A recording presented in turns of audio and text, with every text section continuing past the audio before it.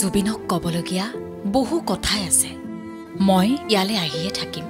জুবিনে মনৰ কথা শুনিব আৰু মোক আশীৰ্বাদ কৰিব।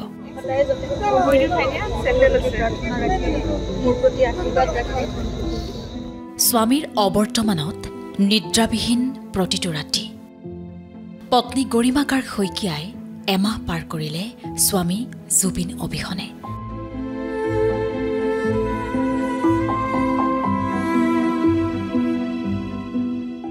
সোণাপুৰৰ জুবিন ক্ষেত্ৰত শুকুৰবাৰে মাজনিশা উপস্থিত হ'ল জনতাৰ শিল্পীজনাৰ মৰমৰ পত্নী গৰিমাকাৰ শইকীয়া।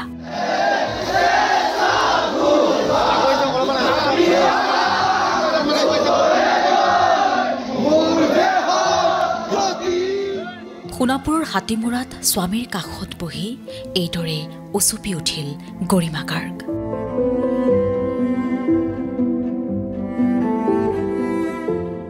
প্ৰিয় মানুহজনৰ অবিহনে দিন ৰাতি কেনেকৈ পাৰ কৰিছে কেৱল এওঁহে জানে।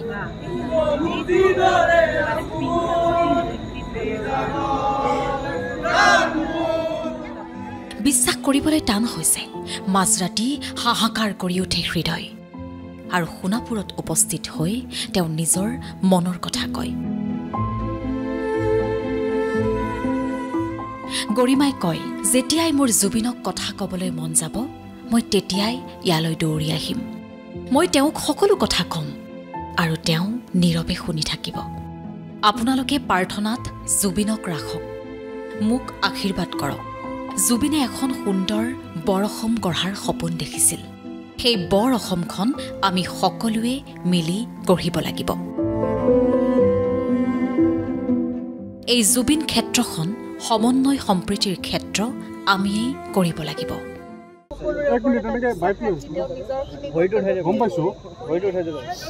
এতিয়া বাকীখিনি আমাৰ ওপৰত তেওঁ এনে এৰা নাই। তেওঁৰ বিশ্বাস আছে অসমীয়া ৰাইজৰ ওপৰত, নতুন প্ৰজন্মৰ ওপৰত বা তেওঁক ভাল পোৱা প্ৰতিজনৰ ওপৰত। তেওঁ জানে যে সেইখিনি দায়িত্ব আমাৰ হাতত অৰ্পণ কৰি দিছে। আমি সকলোৱে একেলগে হাতত ধৰি সেইখিনি কৰি যাব লাগিব। আৰু যেনেকৈ এই জুবিন ক্ষেত্ৰখন শূন্যভূমি হৈ পৰিছে, এতিয়া মহামিলনৰ ভূমি হৈ পৰিছে, গোটেই অসমখন তেওঁ সপোনৰ বৰ অসমখন। মই বাৰে বাৰে সেইটোৱে প্ৰাৰ্থনা কৰোঁ যে তেওঁ সপোনৰ বৰ অসমখন যাতে আমি গঢ়িব পাৰোঁ।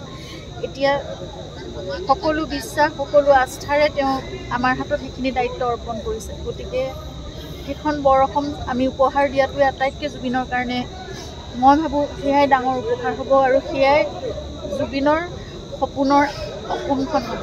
গতিকে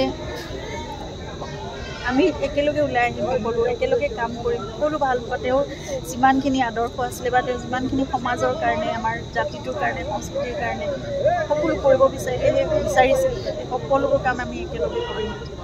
সেইখিনিয়ে মই ৰাইজৰ পৰা সদায় সহযোগিতা, আশীৰ্বাদ আৰু সহায় বিচাৰোঁ। আৰু মই জানো আপোনালোক সদায় একেলগ হৈ থাকিব আৰু আমি এইবোৰ কাম আমি একেলগে কৰি যাব পাৰিম।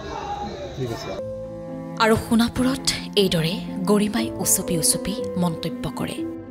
সহস্ৰাধিক গুণমুগ্ধই মায়াবিনী গীতেৰে মুখৰিত কৰি ৰাখে সমাধিস্থলী।